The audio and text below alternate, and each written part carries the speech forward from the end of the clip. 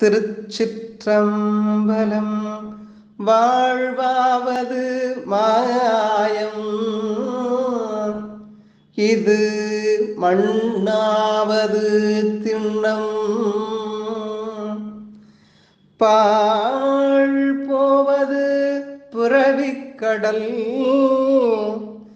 பசி நோய் செய்த பரிதான். தாழாதரம் செய்மின், தாழாதரம்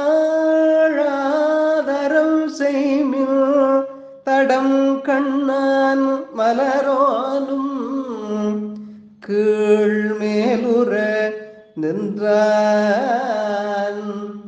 திருக்கேதாரம் எனீரே. தேவாரம் 7ஆம் திருமுறை.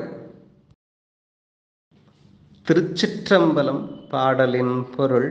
உலகீர் பசிநோயை உண்டாக்குகின்ற உடம்பு நிலைத்திருத்தல் என்பது பொய்.